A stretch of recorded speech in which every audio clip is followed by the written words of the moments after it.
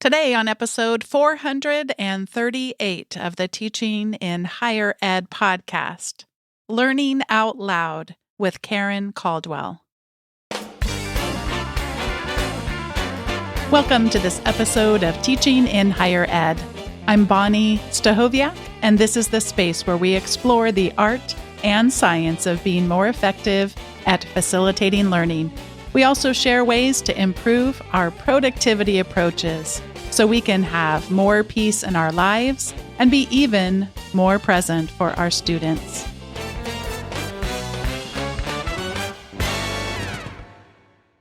Today, you're in for such a treat. My guest is Karen Caldwell, an educational developer and adult learning specialist, as well as an instructional designer with a background in professional development and digital literacy.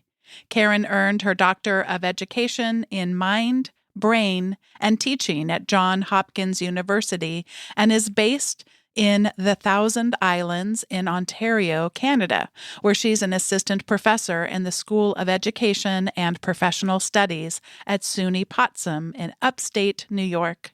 Karen is also a training and development consultant, specializing in employment readiness, including the design of virtual reality training experiences.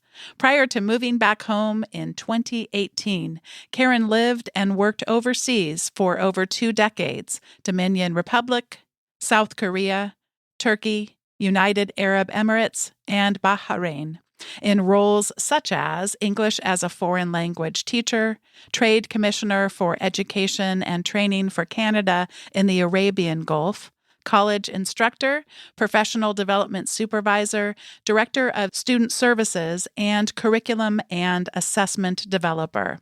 At SUNY Potsdam, Karen teaches in 3 fully online programs: the Advanced Certificate in College Teaching, MS in Instructional Design and Educational Technology, and MS Management, and does faculty training and online pedagogy with an interdisciplinary team of instructional designers and faculty. As a non-traditional student and lifelong learner herself, Karen places special emphasis in her courses on applied learning, authentic assessment, mastery learning, and career readiness. In her recent TEDx talk, Learning Out Loud, Karen shared her teaching and learning approach to achieve learning goals and empower us all to harness and make sense of the information flood we face within and beyond our classes. Karen, this has been such a long time in coming. Welcome to Teaching in Higher Ed. Thanks so much for having me. And just know that on the other side of the world, on the other side of the pond, I began listening to you while driving through deserts and other really cool landscapes. So it's a real pleasure to finally be meeting with you live.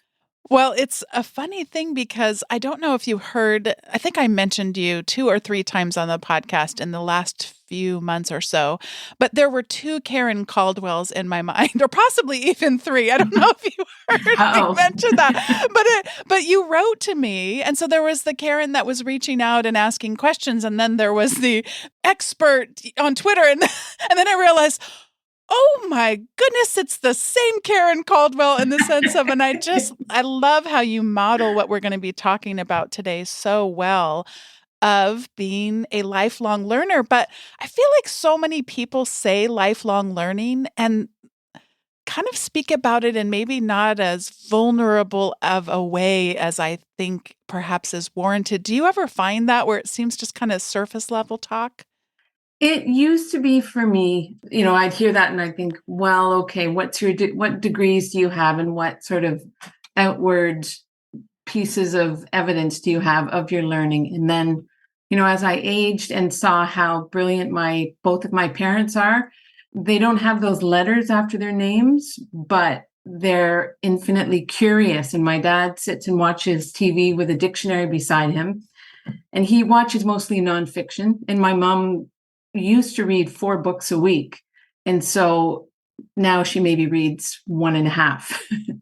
So I always, once I got a chance to live and travel around the world and experience other ways of learning and learning lessons, really deep lessons, and then reflecting on what I had back home with my mom and dad, I really saw that, oh my goodness, they're in their 80s and still very sharp. And this really represents lifelong learning for me. It doesn't feel cliche anymore now that I see how we still go to them. I'll still phone my mom. If I can't find something online, I'll phone her because she has probably a longer memory than Google. And my dad, I'll ask him about how to manage maybe something going on in my classroom. He was a coach for 40 years, and he asks a lot of questions. He's not afraid to say he doesn't know, and same with my mom.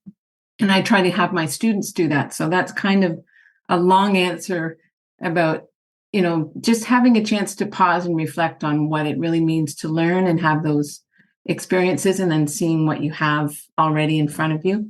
That's kind of my understanding of lifelong learning.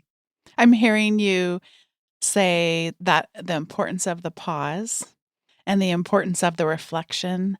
I'm also hearing you talk about vulnerability and the importance of vulnerability, whereas for some of us saying, I don't know what you're talking about, could you help me figure this out together, feels terrifying.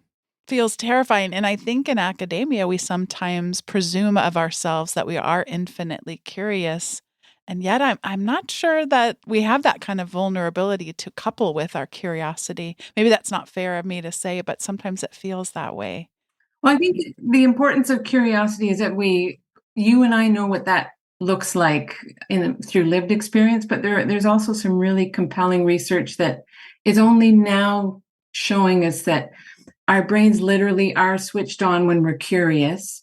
And even incidental information that comes into our field of view or that we take in from our senses, we remember that longer when we're just in a state of curiosity, whether we're focusing on it or not. So, like you, I absolutely adore the word curiosity. And I think of Curious George and all of those other tropes. But yeah, it is truly being vulnerable as well, and admitting that you don't know something, because for a lot of us, it's our ego or maybe our status. So I only recently started working in higher education in North America. So my status was quite different from my peers who were the same age. I think I started at age 53, but I had been living overseas for 2 decades. So talk about feeling vulnerable and feeling like I really should be an expert, but I didn't complete my doctoral degree until 2018. So I'm not really good at being a poser. So, Oh, that's great. Talk a little bit about that experience of going back to get your doctorate, and particularly at the end there when you were ready to defend. That's such a funny word that we use, to defend all this research you had done and your desire to be holding on to a set of safe feeling notes. yeah, I'm so glad you brought that up, because that kind of captures what I try to help my students see about the importance of vulnerability and curiosity at the same time. So I had already tried 2 other doctorates, and I was not afraid to step away from them, whereas many people might be nervous about sharing that or call it a failure. But to me, I learned so much by trying it, almost like Goldilocks, and realizing it wasn't for me. Actually, because I was not being pushed hard enough, I felt. So when I finally found the right program, which was the Doctor of Education at Johns Hopkins University in Mind, Brain, and Teaching, I was really pushed to my absolute limits as a learner. And that used to be my identity, is that no matter what happens in life, I can learn stuff just by really working hard. It doesn't come to me quickly, but I work really hard. And I share that in my TEDx talk, the notion of, if you want the fruit, you have to climb the tree. So for me, learning was all about effort, which is a positive thing, and it's true. But it was also something that I accessed from experts or folks who knew, or the research, or the author. That word author is such a powerful word, and it's linked to authority. So I never felt that I was an author or someone who was a knower or a holder of knowledge, but I could find those people, and just like I wrote to you, I write to people I greatly admire and ask for additional information. I have no problem doing that. So that's how I approached this doctorate. which was fully online. I was overseas for most of it and would come home for summer residentials. And I was just thrilled with the information, Bonnie, because it was finally about how my brain processes information. And I had not, in all of my training in the past, prior to that, I had not really learned at all about how my brain functions.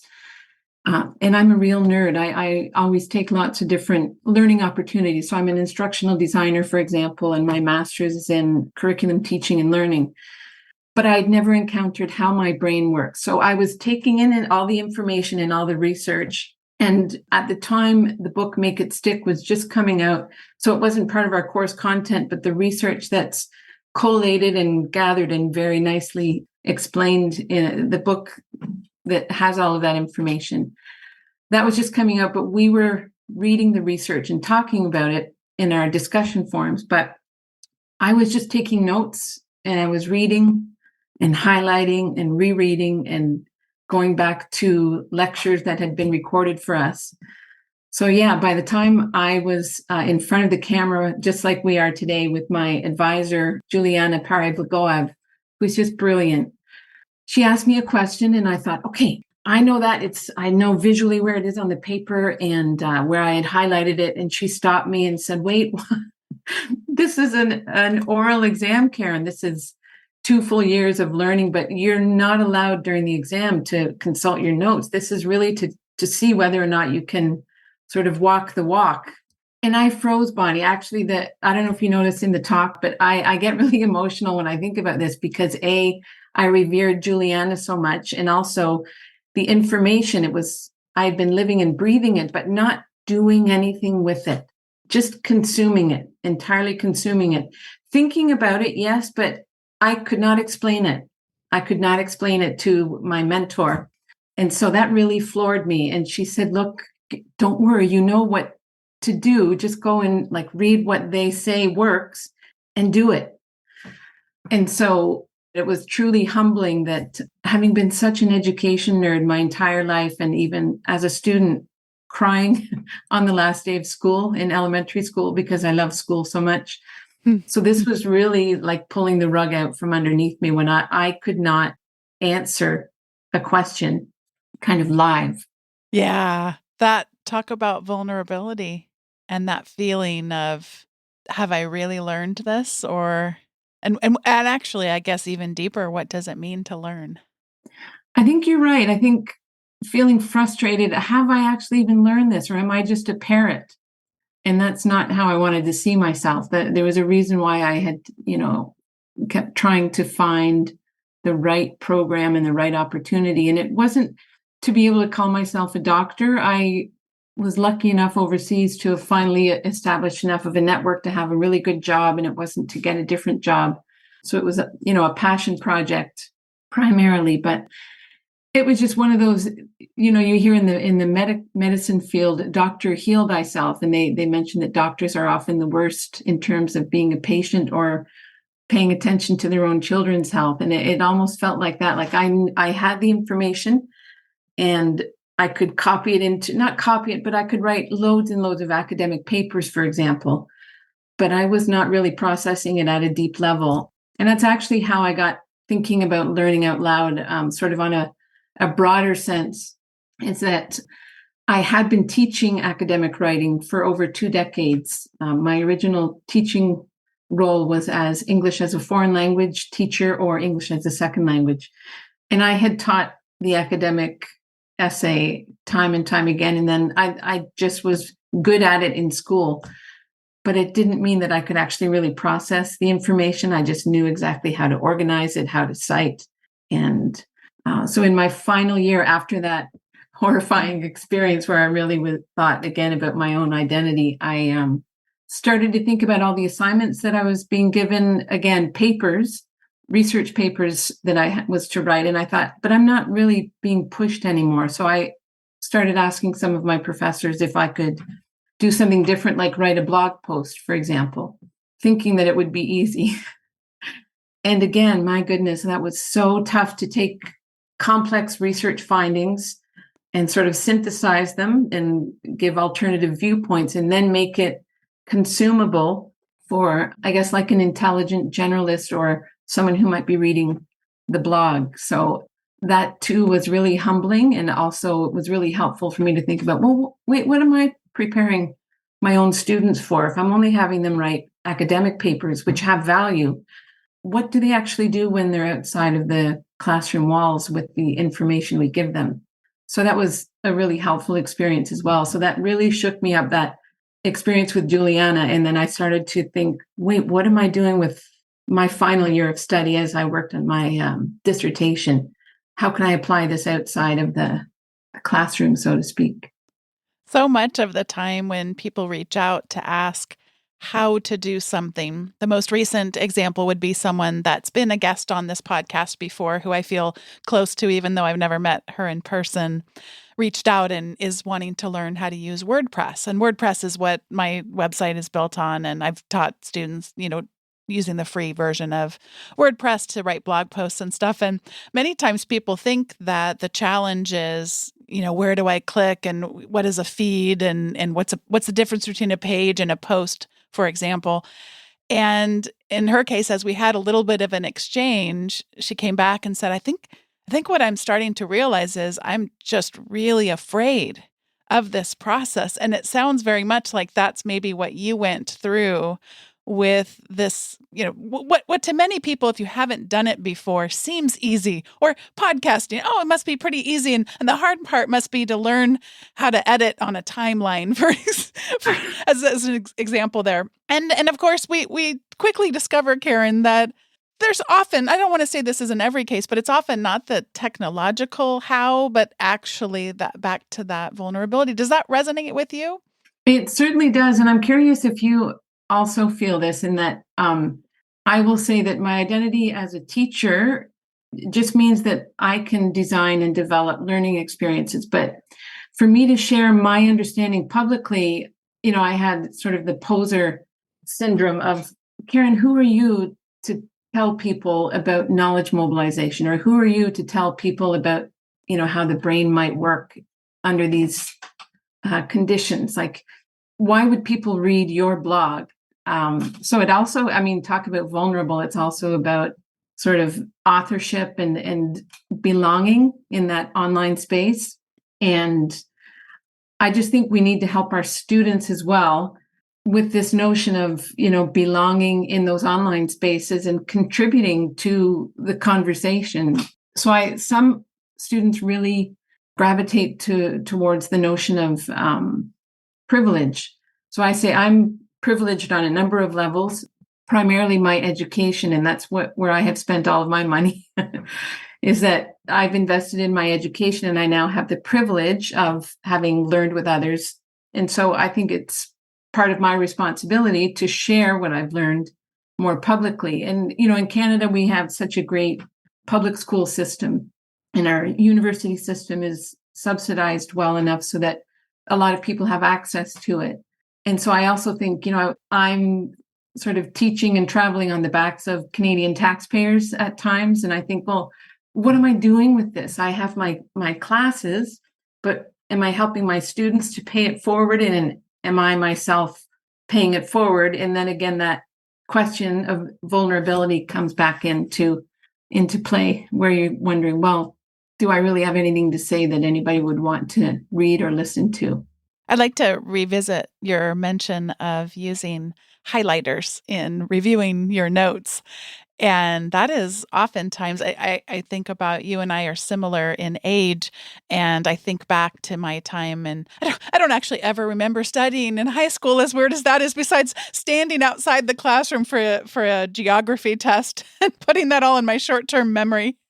And then promptly forgetting. So if anyone would ever like to take me down in a game, just pick geography and you'll likely win.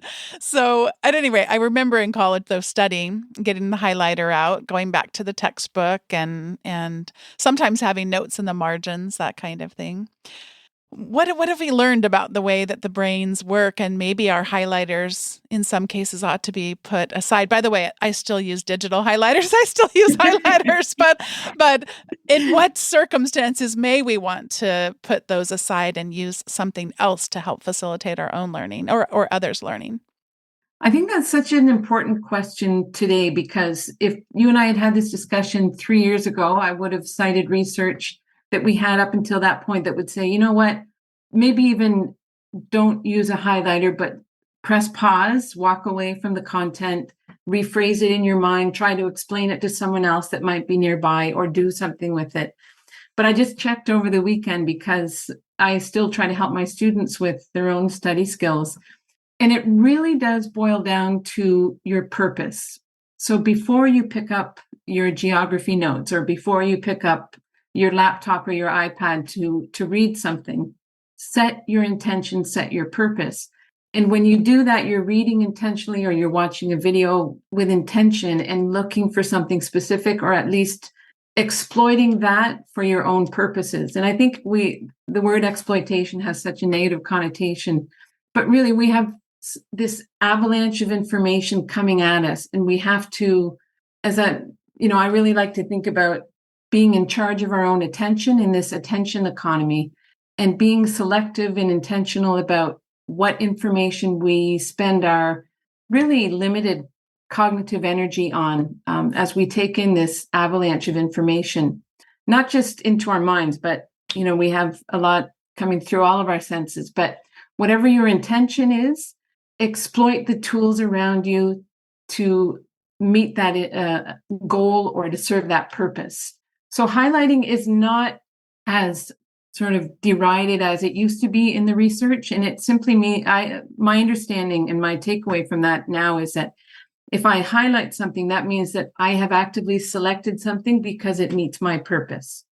And especially annotating in the margins is another great technique or strategy. But the more you elaborate and you sort of interrogate that content, again, coming back to your purpose, the more it will be embedded in your at least short-term memory, and it'll have much more of a chance to go into your long-term memory. And kind of a hack that I used to also teach in the doctoral program after I graduated. So talk about an input flood that those students manage. And with my students, I would do a couple of sort of tutorial sessions at the beginning and really have them take out a PDF if they used paper or have it up on the screen. And we'd read a few pages together and think about what do we want to take away from it. And the hack that I share with them is not just highlighting, but walking away, coming back, and then on the cover of your PDF, you write those key takeaways so that as a practical sense, when you're, thumbing through all your PDFs, it's right on the top and you're like, oh yes, there's a table here, or there's a bit of a diagram that has come to my mind that represents the content, and I have the page number beside. So it's like a trail of breadcrumbs. But also, to get back to your point about highlighting, does it meet your purpose? Are you highlighting information that's serving you? And then after you've highlighted, what do you do with that content? So if it's on page 7, you could go to the front of your book and, sketch out a few representations of that information and just put page 7 on it. So you're still supporting your cognitive load because you don't need to memorize the page number. It's the meaning, but it's that trail of breadcrumbs. And if I were to show you any of the books I have around me, the inside cover has sort of that trail of breadcrumbs of what I want to take from each chapter, and even like concept questions, for example. So highlighting is not nearly as useless as it used to be described as, thank goodness. Yeah, and what a wonderful way of illustrating this is what is your purpose. I shared on a recent episode about with students, I'm doing this thing I jokingly call an after party. And essentially we're working on the reading assignment for the coming week. And we'll go and look at it's a very brief reading quiz to test for understanding. I ask them to upload their notes in a certain format. And then there are more reflection questions in there as well. But we'll go and we'll look at those before we start reading. And it had never occurred to me. I've been teaching almost 20 years in this context, how scandalous that would feel to them, because I don't really think that they've heard of this idea of reading with intent. And when I skip through the pages of the book that involve a lot of stories about Stephen Covey talking about his son, because I know this for sure, I suppose I don't know this for certain. I am relatively certain none of these young people in my class have any children. This is not a story that's going to be as powerful to them as some of the other stories, but it is really wild to me how scandalous it feels to read with intent, to read with purpose, and to think about the ways in which they may apply. Like it's an application-oriented question I'll ask. What are 3 ways you could apply this in your life? And pretty much, Karen, there's not a wrong answer unless you don't talk about your life. If you sound like you're giving a book report, then no, that's not what the expectation is. And it's not like I'm super punitive about it, but they learn pretty quickly. I want to hear about your context, your life. How is this going to be meaningful? But it is kind of wild to realize the extent to which we don't do it. I was thinking about my experience when I was getting my master's degree versus your experience. I knew in advance we wouldn't be able to have our notes with us, and ours was a written exam in addition to other measures. And I was only thinking about this just as you were sharing your story. I used what I now know is called retrieval practice. So I had my flashcards, and so the different authors and the different theories. I got a master's in organizational leadership, and it's pretty amazing to me to think back how long ago that was. And someone who taught in the program told me that the essay that I had written during those, I don't know, it was 5 or 6 hours. I can't recall the exact specifics, but they said mine was the best they had ever read, but also the longest. I mean, this stuff was in my head. And I also have the advantage of typing, I haven't measured myself in a long time, but at the time, 90 words a minute, you can get a lot out if that's already in your head. And if you've practiced and had what we call these desirable difficulties with the flashcards, really testing myself that way. But I love it now that I can go back. I mean, Albert Bandura passed away, I think, a year or 2 ago. Mm-hmm. He was both in that early master's, but also showed up then again in my doctoral work too. I mean, so if what your purpose is for highlighting is just what is this quick, I need to quickly synthesize what's here and then what might be important for my dissertation or that kind of thing, then having that writing right there, that's going to help you a little bit. But if your purpose is to be able to write a response to questions without your notes, you're going to have to introduce to oneself a lot more desirable difficulties. Again, assuming if you'd also like to carry that knowledge with you a lot longer than maybe that short-term geography test example that I used earlier on. Yeah, talk a bit about the study from Harvard. I believe it's Eric Mazur, and what we can learn from Eric. I know he's done many studies, so I'm like, pick one, but one I know that resonates a lot with you. Eric Mazur, his original specialization was about students teaching each other.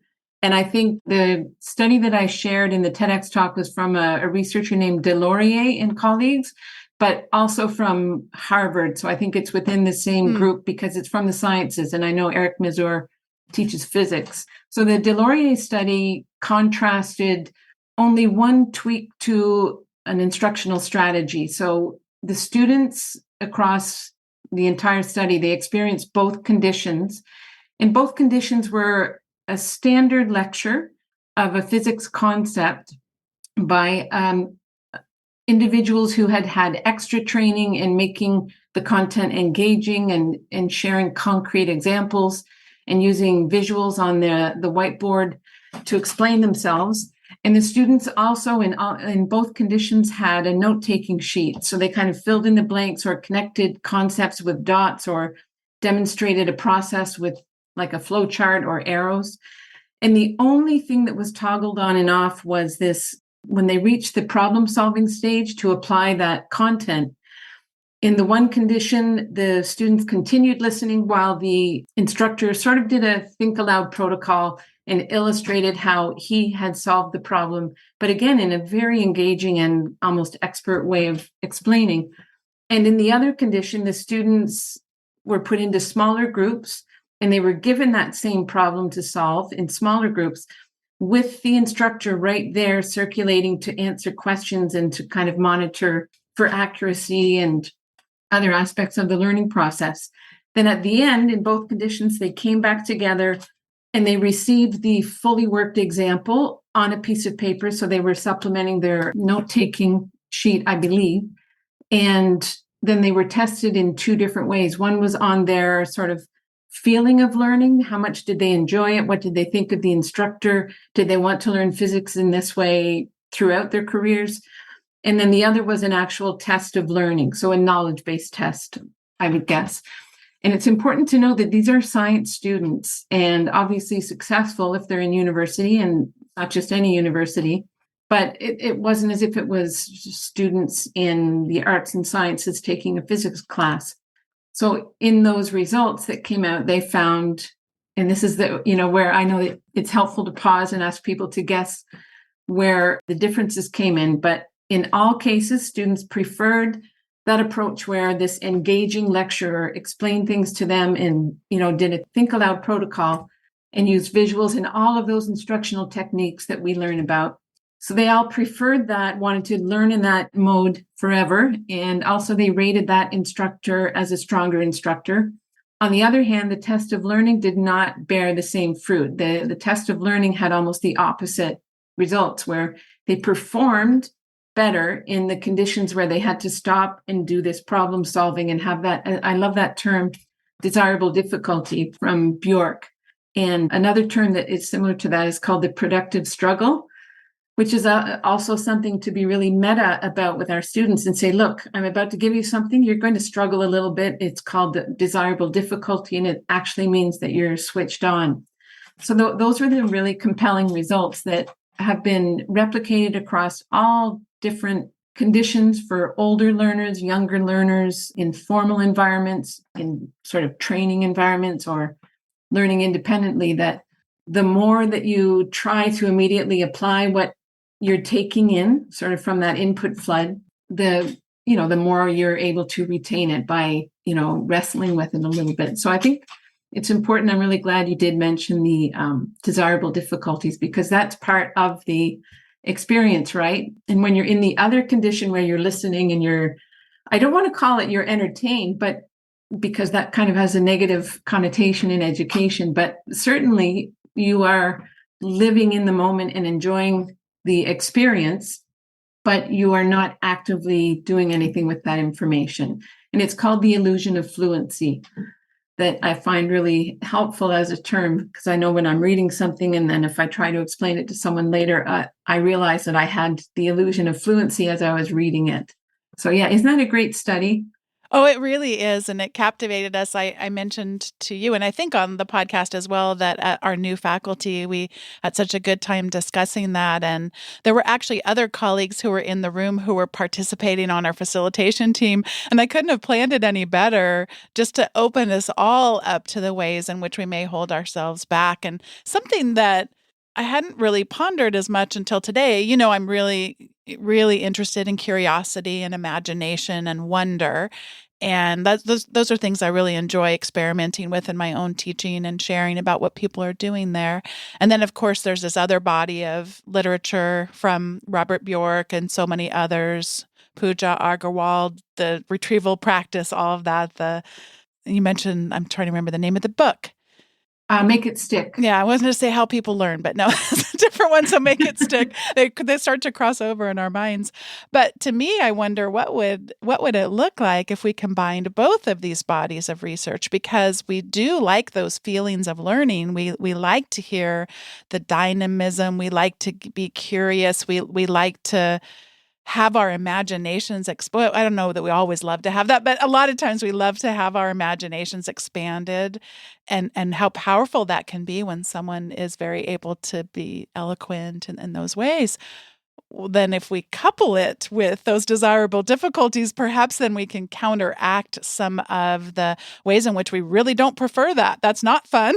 It does ask us to be vulnerable in ways. It puts more on us. It's not, necessarily what we might choose for ourselves. And I think, both of these things together could act in a way in which they might sharpen each other, rather than, thinking of it in my own mind sometimes as more dichotomous. Yeah, that's kind of interesting. So, yeah, I really loved your talks. I've attended two different conferences where you've talked about the beauty and value of wonder, and how we need to really nurture that. And so that actually sent me back to my original focus in my doctorate, I was originally going to research curiosity. And at the time, there weren't really enough measures that had been validated, or this sort of shared definition. But it's fascinating research where, again, I really gravitate towards findings that show that it's across the lifespan where these findings are consistent, and also within the classroom and outside of the classroom. And, that I returned to it thanks to your talks. I believe last fall I attended, but the one study that keeps coming back to me is they had university students and older learners, and they were presented with a series of sort of trivia questions. And the first thing they did was rate their level of curiosity. Did they really care about the answer or not? And then they made a guess. And within, I think, an 8 or 14-second time span, occasionally random images would be put in front of them for no reason whatsoever. And then, the experiment would go on. And across all cases, all age groups, they found that it was the level of curiosity that led to the participants retaining that information. So number one, for you and me as educators, it's that learning bump. So when we have our students in that state of curiosity, what's happening in our brains at that point, I just liken it to flipping on a switch.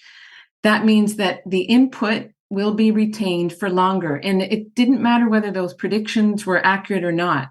So go ahead and have your students predict. It's the state of curiosity or wonder, another term that I love, that really matters. And it's that incidental input that comes in while you're in that state of curiosity that is also retained. So folks that had, these random images, they remembered those random images while they were in a state of curiosity, as opposed to the other random images when they were like, meh, I don't really care about this information. So we're only now getting the quantitative and measurable indications of what curiosity means and what happens to our learning. And I agree with you. How do we merge these two together so that we're creating a learning journey that begins with purpose and curiosity, and then that helps you go sort of up that mountain and then down into that valley as well, knowing that you're going to get to that next mountain peak because you're curious about it, or you have your purpose for engaging in that journey. So yeah, I really love that notion of wonder. We did this a little bit with your TEDx talk, and as you shared about the Harvard study, I pressed pause on the video and I had people pull out their phones and go to a poll everywhere question and predict what they thought that the results were going to be. And it was fascinating to me. I didn't plan it this way. I don't like to play games with people or try to trick people, but 100% of them got the answer wrong. And it created a bond for us where we can be wrong together. You know what? That's how much more can you then be right if you're willing to be wrong? And the fact that all of them predicted incorrectly, I think it just created a really nice bond for us that created some trust in some unexpected ways. Because again, I would not have necessarily thought that 100% wouldn't get it right. And when you were talking about the difficulty in researching curiosity, as you can imagine, I've done a decent amount for the talks that I give around curiosity and imagination. And Josh Eiler's book, How Humans Learn, always comes to my mind because he's got a chapter on curiosity, and he says the only thing that researchers can agree on is that there is no shared definition of curiosity. So that comes to mind. I'm like, okay, yeah. When you look the word up in the dictionary, what you find is there's no shared researcher's definition is what I take away from his work. So, well, right. Karen, this is the point in the show where we each get to share our recommendations, and I would like to recommend a movie that I did. I set my own movie night, an outdoor movie night in our backyard. And I had our two kids join us, even though at first they didn't want to watch this movie, but they both joined me, both enjoyed it, and I enjoyed it too. The movie is called Marcel the Shell with shoes on. And when I first saw the preview of the movie, it's about a shell. That's why it's called Marcel the Shell. And the shell, it's a documentary. It's very hard to obviously a fictitious one, but the description from the Internet Movie Database reads, a feature adaptation of the animated short film interviewing a mollusk named Marcel. And so it's set up where the main character being the shell, but also a very important character is the man who is creating this documentary. And it is a story of loss. It's a story of community. It will make you laugh. It may even make you cry a bit. I absolutely love it. Marcel has a very unique voice, and I have discovered that I have a superpower of doing Marcel's voice. I am not feeling vulnerable enough today to do it on the podcast recording, but if anyone would like to hear me do Marcel the Shell with shoes on the voice, you can send me an email or tweet to me, and I will be more than happy to provide a personal little behind the scenes impression of Marcel for those, little side audience, but I'm not ready to put it out to the world yet. So my daughter says it's irritating, so I should warn you that it's irritating. And my husband says it's remarkably close to the voice of Marcel the Shell. So I discovered a new superpower. I'm not sure how useful it's going to be, but Karen, I get to now pass it over to you for your recommendations. Well, I'll be writing to you because now you've got me super curious. Good. I love making people curious. Perfect. And how many recommendations can I make? You can make up to 42, and that's where I have to cut you off. But okay. Okay. Sounds good. Well, the first recommendation is an individual named Renee Hobbs, who is the founding director of the Media Education Lab. And she wrote this book, Create to Learn, and it's a really great book. Its audience is really undergraduates, but I use it all of the time in my teaching. And she teaches a course. She teaches a lot of different courses, but digital authorship at the University of Rhode Island that was a phenomenal experience for me. And she talks the talk and walks the walk for sort of learning out loud. And, just like you and I talked about, she gets our curiosity with a few different questions. And then we have the input, and then she has us create something. So she's phenomenal. And just as a human being, she's a wonderful, generous human being. With all of her publishing work, she donates a significant portion to various charities. So Renee Hobbs is amazing. And on the learning out loud, I've been inspired for years by the work of Oliver Caviglioli, who has written this book, Dual Coding with Teachers.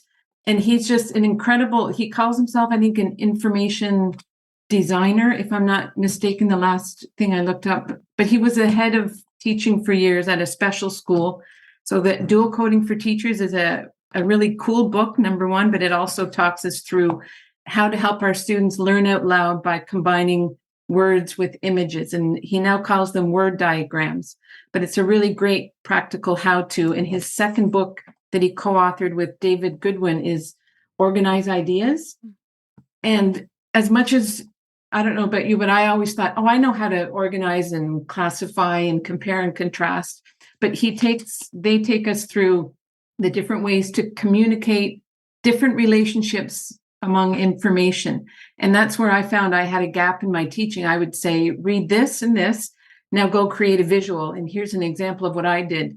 But I didn't really bake in anything where I had students think about, well, are you sharing a sequence or are you creating a checklist, much like Atul Gawande would want us to do?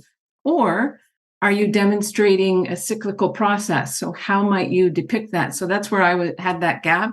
And this is just so full of great practical information. And he's a wonderful communicator.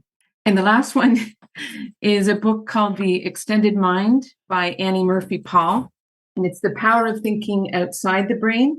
And she takes the work of Clark and Chalmers and their understanding that we really do need to think about our external memory fields, but also embodied cognition and distributed cognition. Like what I've learned from you today is through interaction. And I think together, our knowledge would be greater than you and I separately. It's really about recognizing what collaboration really brings to, solving these wicked problems that we have.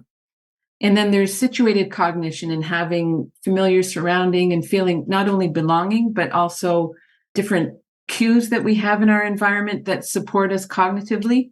So it's just a fascinating read. And I think we're just scratching the surface of how we are able to move away from this brain-bound approach to learning and really recognize our environment, our bodies, and other individuals in our learning process.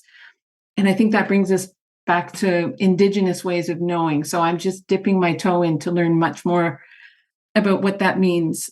And there's just so much overlap, Bonnie, between what Indigenous societies have known for millennia and what our sort of positivist, materialist ways of measuring stuff is finally showing. So that these two worlds are colliding for me right now. And that book, The Extended Mind, is really helping me to bridge over and understand why so much of the Indigenous ways of knowing speak to me. And I'm kind of learning the vocabulary of both worlds through this book. So I would highly recommend it.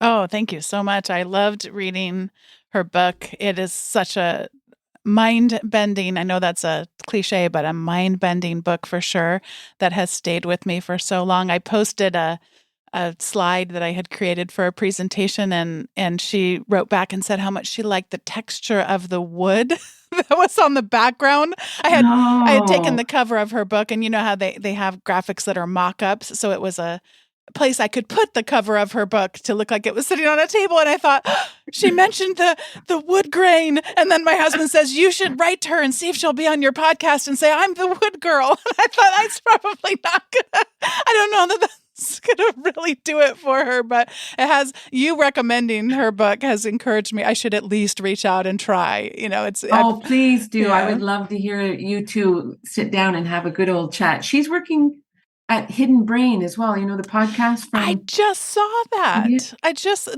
don't often stay around for the credits on a lot of podcasts, but for some reason I did. And I thought, wait a minute. And I had to replay the last 15 seconds because I thought, surely my brain just must be getting confused. I mean, talk about a mashup. There used to be peanut butter and chocolate, and now there's Annie Murphy Paul. Hidden Brain, which is just remarkable to me. Yeah, I'm gonna have to find out more about that for sure. For sure. Well, Karen, this has been such a wonderful, delightful conversation that I feel like is some for those of you who are not watching the video, which is to say none of you, she's holding up my book. Look at that with a thumbs up.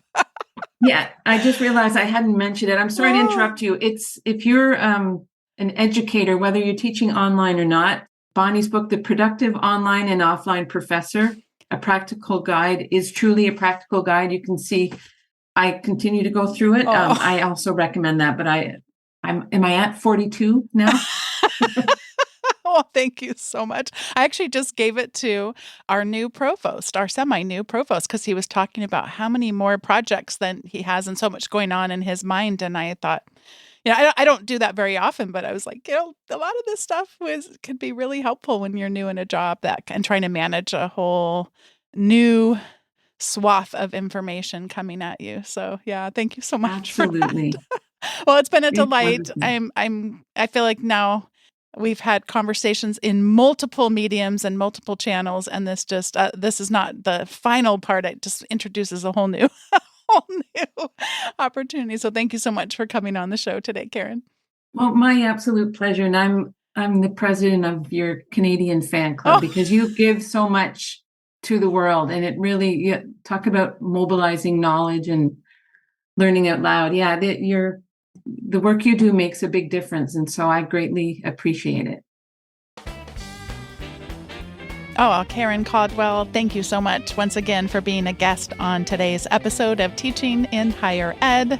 Today's episode was produced by me, Bonnie Stachowiak, and was edited by the ever-talented Andrew Kroger.